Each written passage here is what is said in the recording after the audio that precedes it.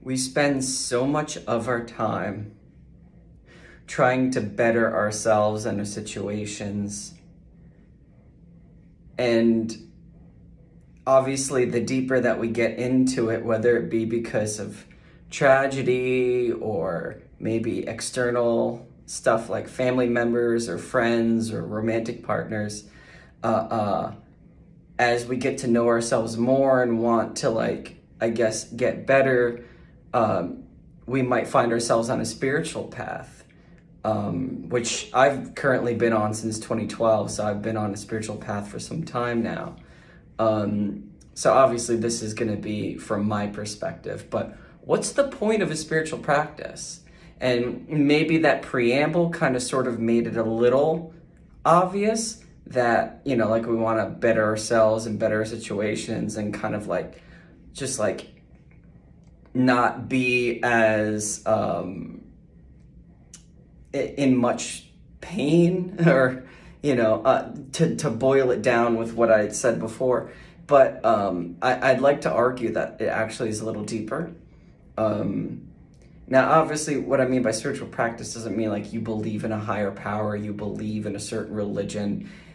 Spiritual practice to me specifically just means becoming more mindful of yourself and your actions and your relationship to the world around you. And also your relationship to yourself and how you feel about yourself and how you show up in any given situation, especially with yourself.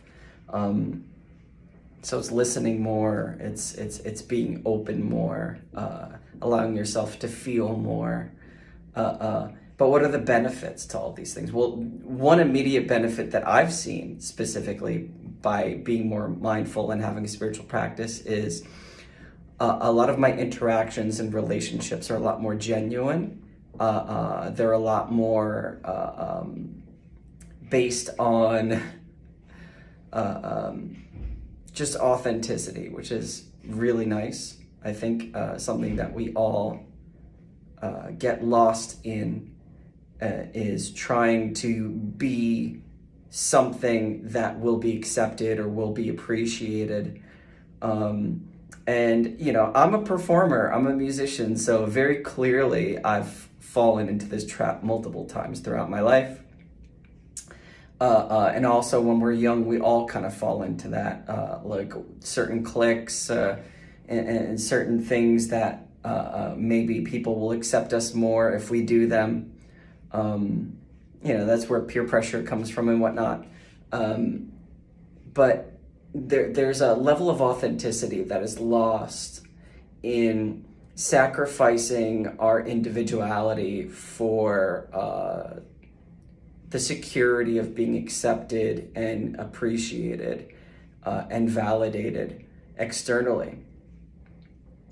And a lot of times, and again, this is true for me, so I'm mostly just speaking from my own experience.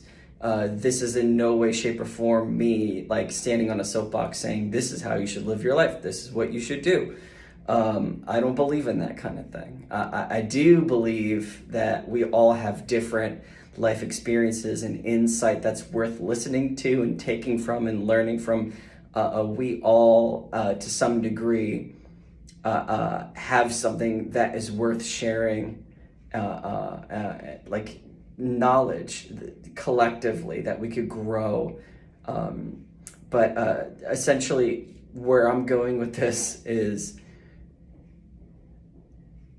this practice has allowed me to be more authentic and to not worry so much about being accepted, not worry so much. And the funny thing is about these things is that we will actually attract people that resonate more with who we truly are into our orbit. The more authentically we step into who we are, the more we authentically show up in any given situation. And I think that level of authenticity for me wouldn't be possible without a spiritual practice, because the spiritual practice has allowed me to be with myself And I think a lot of us are afraid to be with ourselves. A lot of us will distract ourselves with, my thing was food, but like at one point it was, video games, movies, TV shows. And for a lot of us, it is still these things. And I'm not against vices at all. Like, I might not really drink that much anymore, but like, I'll still have a glass of wine if I'm out with friends, or I'll still like, smoke at night if like I'm about to go to bed and I want to have some crazy dreams or whatever it is. Or if I'm on a hike. There's nothing wrong with vices, because even though I do think that certain levels of deprivation do kind of bring you into like this new relationship with your vices. So like, say for example, you don't like, I'll speak about myself just because I don't want to put things on other people, but like, I love pizza, and when my mom was alive, that was our favorite food together. And since she passed away in 2006, and obviously since I've been on my own and I've had the freedom to live my life however I want, I've kind of sort of eaten pizza whenever I wanted. But I wanted to apply something a little bit more interesting to my relationship to pizza, because it's supposed to be something special. It's supposed to be my connection to my mom. It's supposed to be connection to my inner child. It's supposed to be something that when I eat it, I don't feel bad about it. I don't feel bad about myself for having it. So what I decided to do is I was like, I'm gonna have pizza once a month. And because I have decided to deprave myself of having pizza whenever I wanted, except for one day out of the month, every time I have pizza now, it's an event. It feels special. I enjoy every moment of it. And once I'm done eating it, I don't feel disgusted with myself. I don't, like, my body, it's not this constant like shoving down of slice after slice, day after day, week after week. Like now it's this once a month event, and it feels like a ceremony almost. Like I'm paying like a deference to like the memory of my mother, and and like really connecting with my inner child in a way which is really beautiful. So but that also wouldn't be possible without a spiritual practice, because for me, as I was alluding to before, a spiritual practice has brought me to myself and has made me more mindful of how I'm feeling, how I'm thinking, also how my body's feeling, how my body's like thinking on a certain day. Like there's some days I'm more tired than others, so I'll allow myself to rest more. There's some days I have more energy, so I'll do more. There's certain, because inertia is such a strong thing within me, there's certain days that I have to push myself, and I'm glad that I pushed myself. But because I'm a workaholic and I tend to